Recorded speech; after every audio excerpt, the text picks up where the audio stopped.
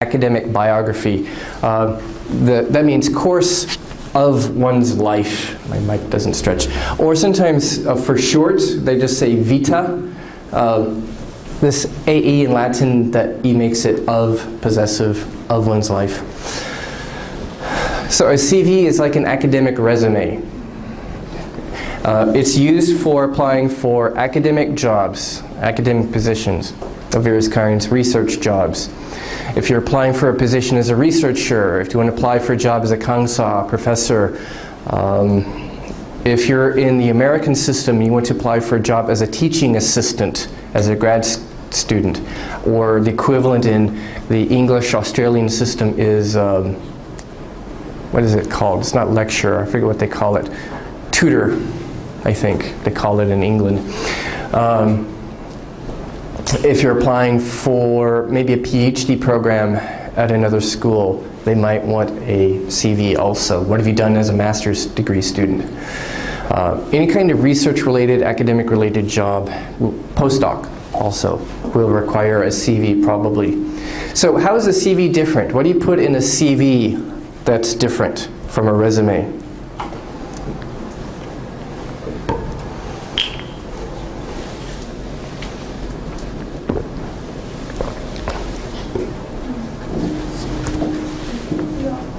Publications? Publications, because that's so crucial for academic job. And along with publications, what else in terms of academic accomplishments? Teaching experience. If you've got teaching experience, that's good to put in. And you see in my sample, actually, I separated that out because actually in my field, my current job is more teaching oriented. You don't necessarily have to put teaching experience, but you would if it's more relevant to your position. If you are applying as a teaching assistant in the North American system, you would especially put teaching experience in maybe relevant higher level graduate courses that are relevant to the teaching job you're applying to or such. Okay, in fact, let's take a look at my sample here. Now, there are different ways of formatting a CV or a resume. There's no one way to format it, but I've done kind of a column format like this. And you can look online for other pretty ways of making it, of formatting it and designing it. As long as it's clear and professional looking, use normal professional looking fonts and such. It shouldn't look cute, it should look professional. I've got my work experience, I've been around for a while. Research, and now I've structured it in a way. So here are my current publications, and I've been busy the past few years, so I haven't gotten much out. So it kind of stops a couple of years ago, and I wasn't too active. Since I started working full-time, which is in 2009, there's my dissertation, but works under review. So you might want to put this. These are things that I have submitted to academic journals, and so they are being reviewed by the journal editors. And if it's KCI journals, that takes maybe a few weeks or a couple months. If they are SSCI or top-level journals, it takes forever, basically, if you don't know. If you're planning to submit something to that, be forewarned that the best international journals are extremely slow when it comes to reviewing your manuscripts, giving you feedback, telling you whether you're accepted or rejected, or accepted but you need to revise a lot. And then when you do the revisions and then send it back to them, it takes a long time too. So like in psychology, it takes maybe 1 or 2 years to get a paper out. Very slow. So I separated that out for the sake of honesty, to be clear. I've separated these and said these are things that are under review. Oh, that's not a good projector, is it? Let me see if I can enlarge it. I don't know if that's any better. So works under review. And I'm only listing stuff that I've actually sent off. Some people, I used to do this, so this is bad. I used to put stuff that I was still working on. I said in preparation, but that's lazy because I never ended up submitting it because it was too much. So put stuff you've actually published and stuff that you've submitted, put in a separate section as under review. Yeah, the last one is in, this last one is in prep, but I'm actually going to submit it later next week, so that's, I'm not cheating. I've got some non-refereed or commercial publications. A few people might have this. These are non-academic publications. Conference and presentations.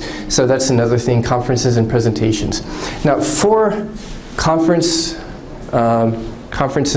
presentations, for publications, you need to follow the style sheet of your field. So if you're a psychologist or an education person, you should follow the APA format for listing your publications and conference presentations. There's a format style for conference presentations.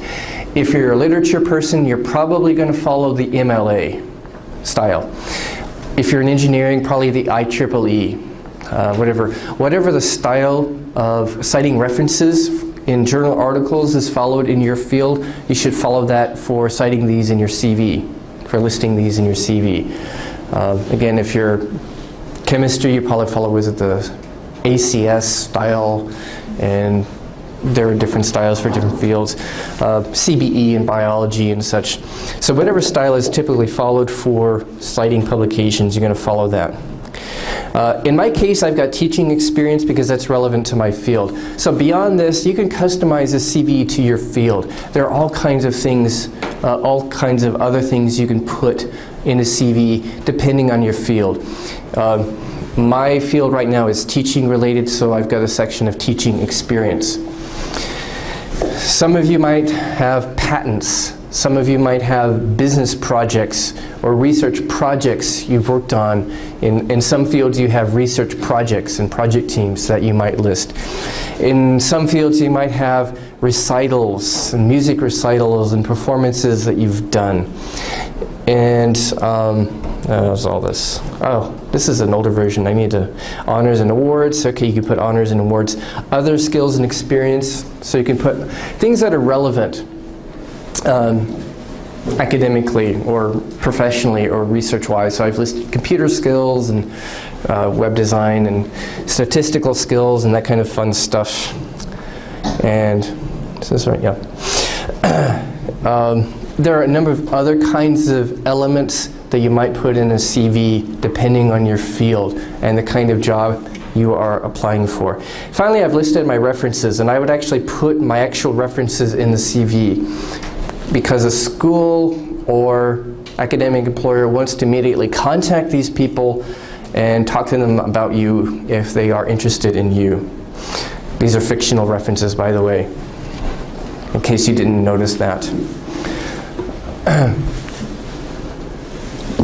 Any questions about CVs and resumes? To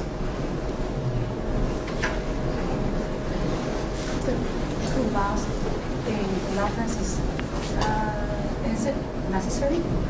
In a CV, yes, usually, because like I said, they're going to want to be able to, let's say you're applying for an academic job, you might be having these people send them reference letters on your behalf, but still they want to be able to contact those and maybe more people. So at least 3 references.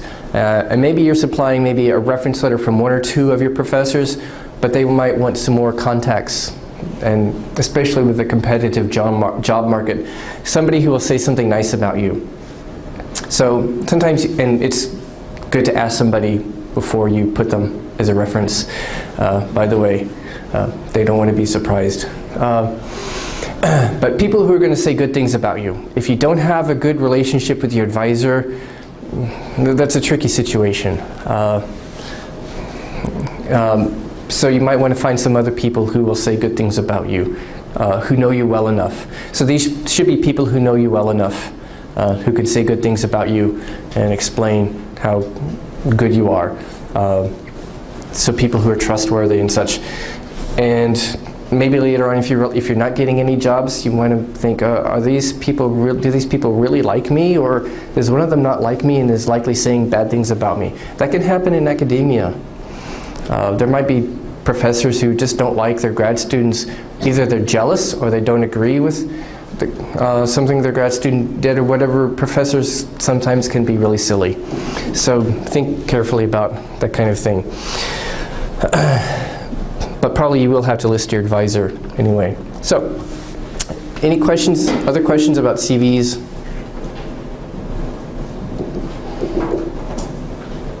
Now, usually you have to provide a cover letter.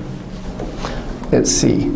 It's called a cover letter because you put it all on top of your... In the old days with hard copies, you'd have your resume and then you put your cover letter on top of it. It's in kind of business letter format. Maybe the recipient's address. Maybe if you're a beginning job applicant, maybe you don't necessarily put this, but address, nowadays you put maybe your, well, this is an old sample, but nowadays I would also put my, at least my email and website up there too. So in a cover letter, what do you put?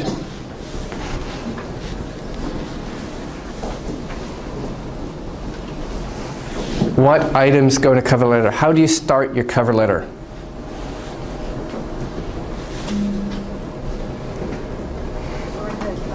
Could you explain what the cover letter is? Okay, so the cover letter is an actual letter that you send in with a job application. So it's called a cover letter because, again, if you are using old hard copies, you'd have your CV and other materials, and on top of that goes a self-introduction letter. And it basically introduces yourself and explains what position you're applying for, and what else do you put in a cover letter.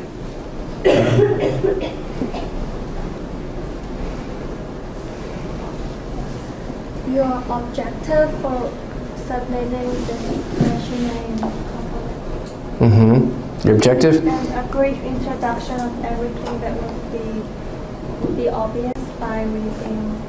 Okay. So it's going to go beyond the resume or CV and explain who you are as a person, as a potential employee or researcher or teacher. Stuff that's not necessarily immediately obvious from the CV or resume and your transcripts and such. So it starts out, you see an example here. This is adapted from an actual sample. This is from a teaching job. Okay, so this starts out explaining what position the person is applying for, and probably where the writer found the job advertisement. Companies and schools like to know this because they like to know where they are advertising effectively. And I saw your job announcement on this email list, or in the Chronicle of Higher Education website, or something like that. Then you briefly explain a bit about who you are. This is a bit wordy, a bit long, but you're going to explain basically why you're applying for the job. And you try to make a case that you would be a good person for the job, you would be a good match for the company or for that school, for that institution. If it's an academic or research job, you're basically going to, the body paragraphs are going to be talking about your research strengths, your strengths as a teacher and as a researcher. Maybe briefly summarize what you did in your dissertation, your main accomplishment, implication of your dissertation or other research and why it's cool. You're basically trying to show that you're a very desirable candidate. You're kind of marketing yourself. It's all about marketing yourself. So the first paragraph is a general introduction, basically says who you are, like I've just finished my dissertation in this research area and I would like to become a professor and focus on this research specialization. Probably one or two body paragraphs that explain, for example, your strengths as, say, a researcher, as a teacher. What are your specific accomplishments and your strengths? If it's a company, you're probably going to talk about something that would be suitable to the company. This is the kind of person I am. So there are a lot of examples on my website and on other websites for this. Basically, you're going to maybe talk about your academic, intellectual, personal strengths, things that would be valuable to a company if you're applying for a company job. What things would the company be looking for? What are the biggest mistakes people make in these application materials?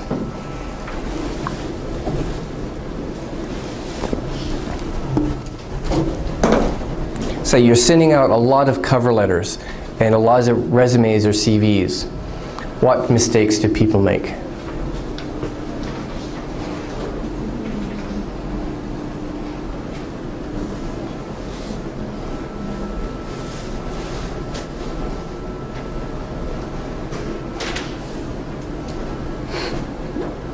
What are the most common mistakes?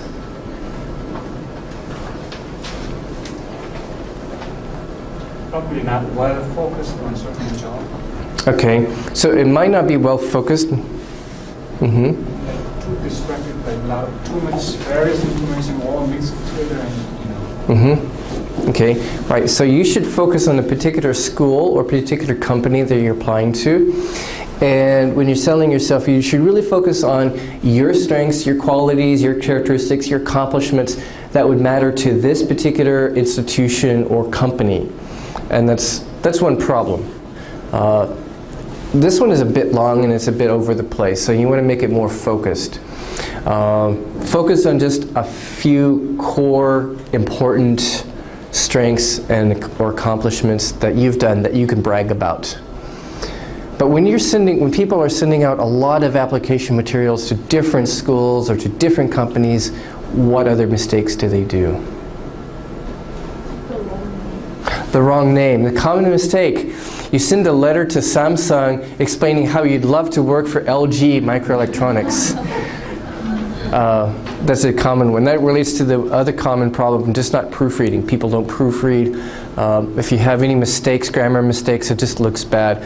They get so many applications and they'll throw it out on based on any minor mistake because they just have so many applicants, whether it's a company or a school. One time I applied for an academic position, and this is not very professional of them, but they sent me a rejection email. But they also sent it to all the other applicants, so I could see that there were 30 other people I was competing against for an academic job once. So the job market is tough, and so your resume and your cover letters have to look really perfect. I've got some other samples, but I've got a couple of real samples on my website.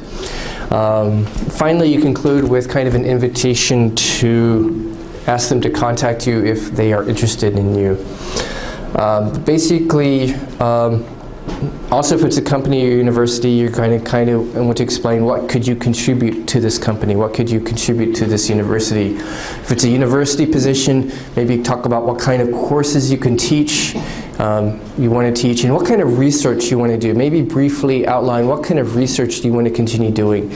Maybe it's a continuation of your dissertation research, but maybe it's something slightly different. So you want to explain to them what kind of research are you interested in your cover letter. And then you have a nice signature. And this is kind of business letter style. There's also a statement of purpose, which is sort of similar if you're applying to a graduate school, say overseas. It's kind of similar, it's kind of longer. It's sort of business letter style, like this. And this is a real example. I used it to get into a PhD program in educational psychology, so this is a real example. And it's kind of similar, but it's a lot more prose detail. Sometimes I'll tell you how long it is, but it's usually 1 to 2 pages at least.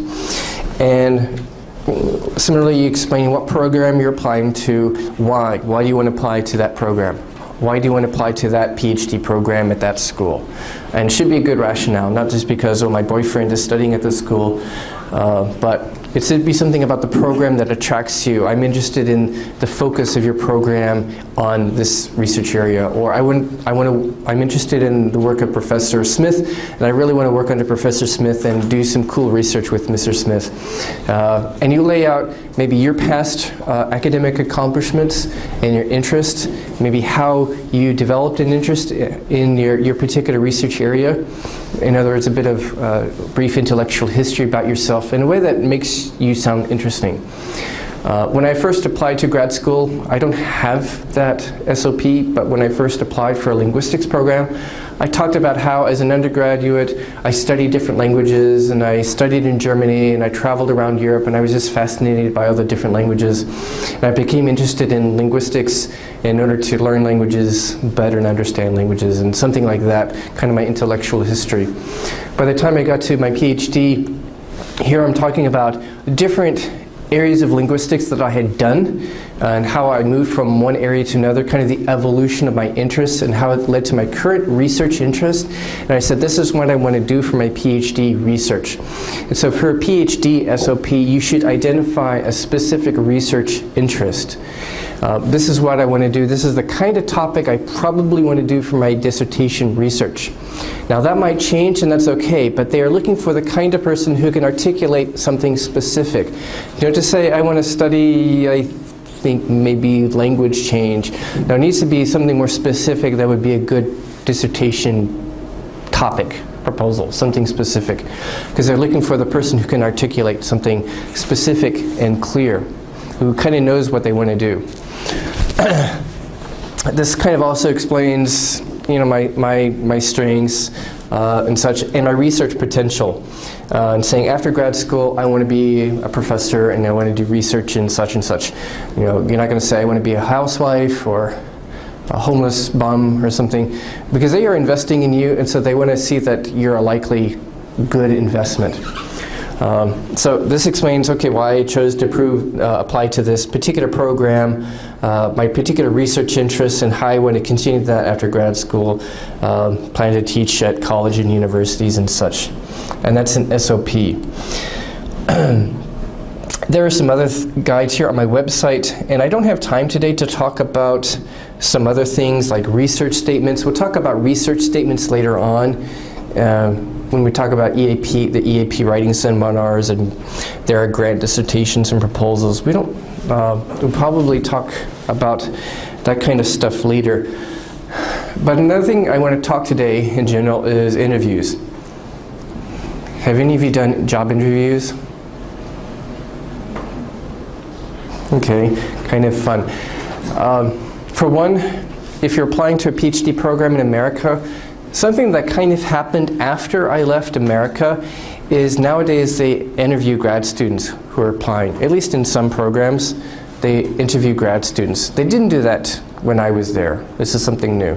But there are some sample interview questions here. And these are good practice questions also for maybe a job interview. Just some basic things to think about maybe for your first job interview.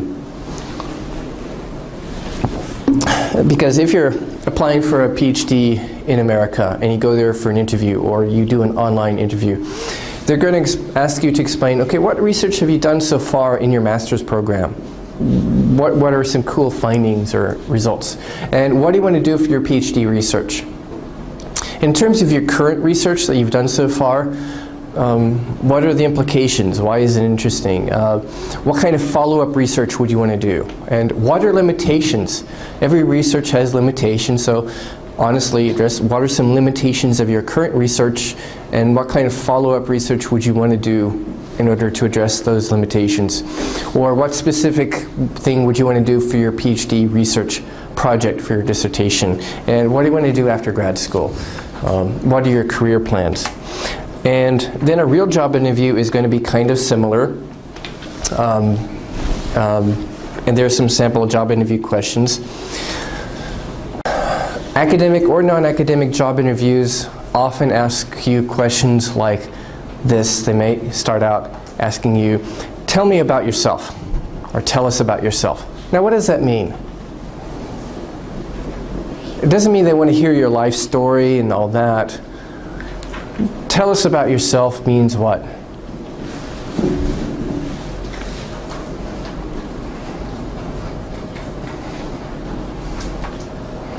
It's kind of an open-ended question about who you are as a professional or as a researcher, as an academic person. And you would use that opportunity to basically explain, well, if it's an academic interview, your research area, research interest, your research strengths and accomplishments, and just in very general, a general explanation of who you are. If it's a company interview, you're probably going to talk about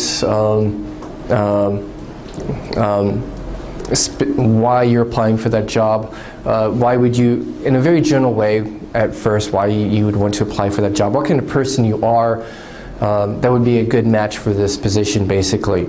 So they might ask you things like that. They might ask you things like, what are your various skills and strengths? And you will want to have specific answers about your skills, your strengths, and also your weaknesses. They'll ask you about your weaknesses, and don't say, I'm a perfectionist. That's very cliche, unless you really, really have grappled with perfectionism and overcome it, because that's so mundane and so arrogant. So don't say that. There are some sample job interview questions here on extra outlines, and these are very typical general job interview questions, especially for companies, that you want to think about. You want to be able to answer these. You might want to we don't have time today, but you might want to practice with classmates, with friends, if you're applying for a company job or for an academic job. Also, what's common for a lot of big companies, especially Western companies, in the interview, they'll give you a really strange analytical question. An analytical question that seems to have nothing to do with the job. They're looking at how well you can think under pressure, think on your feet. A real example is this. A woman interviews for a company job, and they ask her, okay, how long would it take to haul away all of the dirt from, say, a mountain, this famous mountain?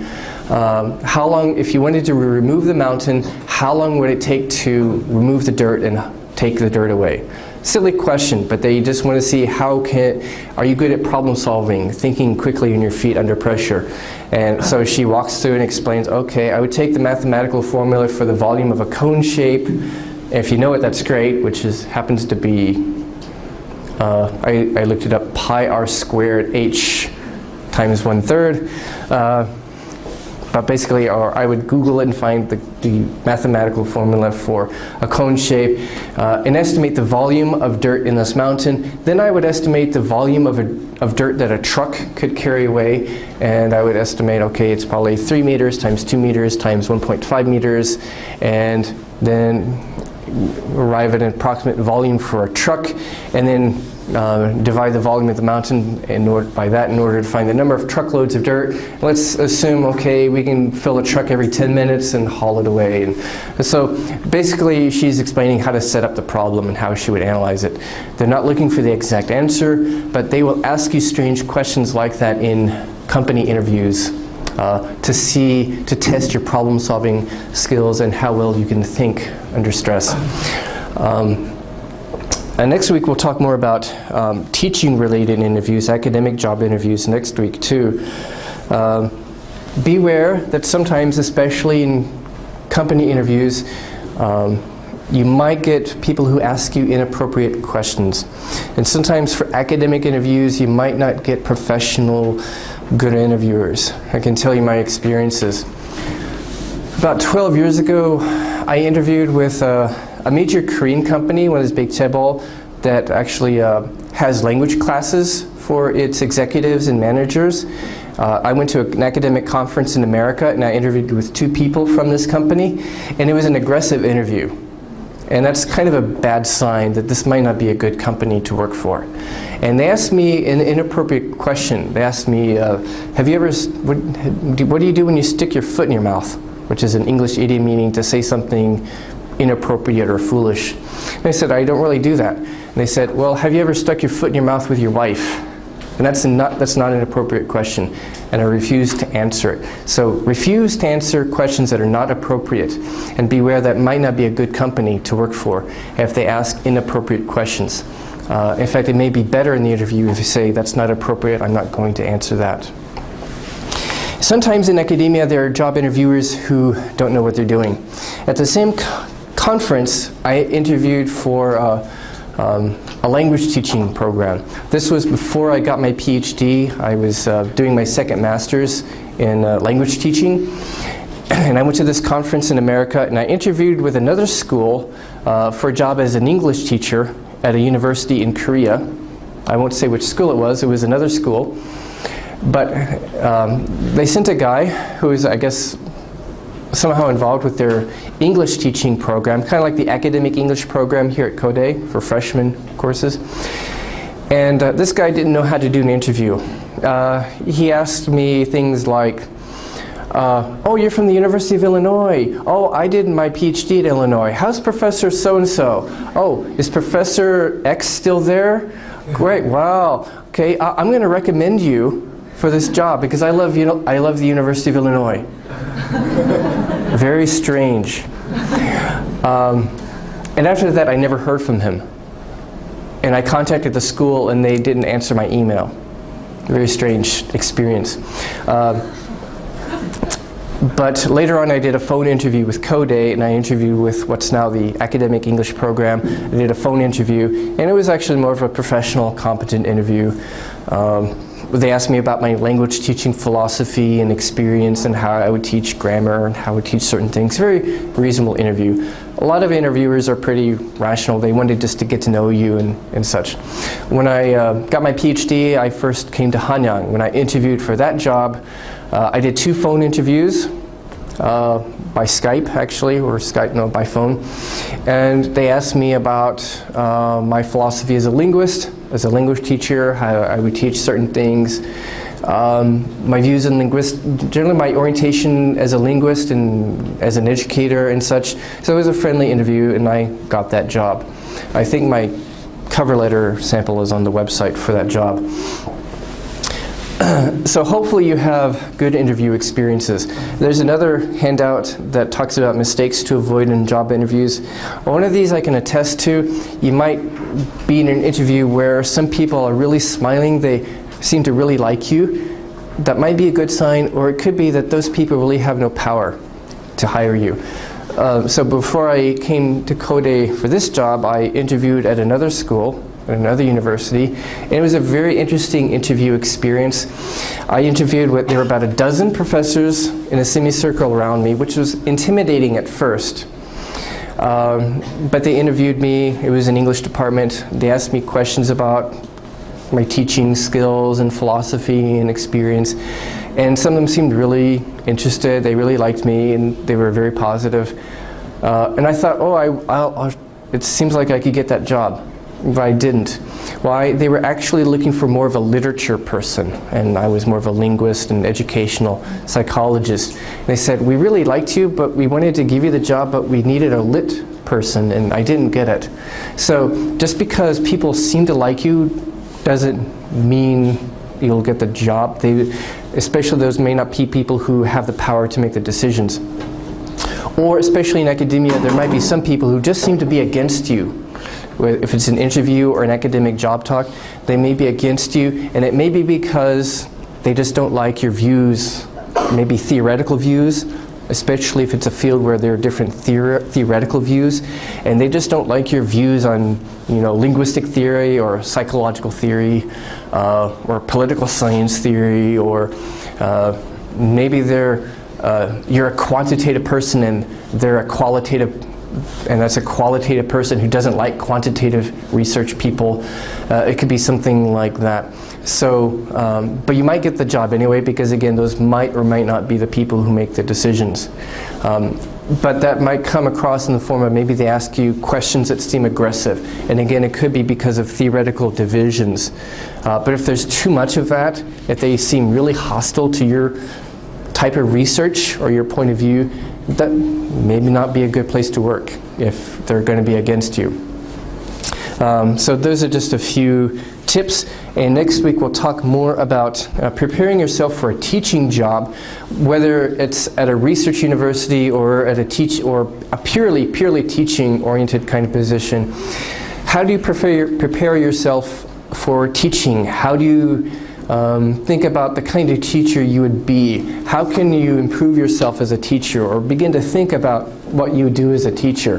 By thinking about your teaching philosophy, which includes, maybe you haven't taught yet, but you probably have certain assumptions about how to do classroom teaching. Even if you've never taught before, you probably have certain assumptions and values about teaching and how to teach and what teaching is about. And we'll talk about that next time. And That might even help you to prepare for an interview. Just thinking about those kinds of questions, either for writing a teaching statement or just preparing yourself for an interview. And if you want to come next week, I would actually encourage you to go to the website here, and there's a handout called the PAEI. So if you're going to come next week, I would encourage you to fill that out beforehand. And this is kind of an inventory that will help you to think about, it will kind of uncover your assumptions that you haven't thought about, your assumptions about teaching. It's the Philosophy of Adult Education Inventory. So it's kind of an inventory. It's a few pages. You fill it out. It gives you some scores according to different categories of different kinds of educational philosophies. So if you're going to come next week, I think it'd be helpful if you fill that out beforehand. Otherwise, our time is over. So thank you and good luck in your jobs.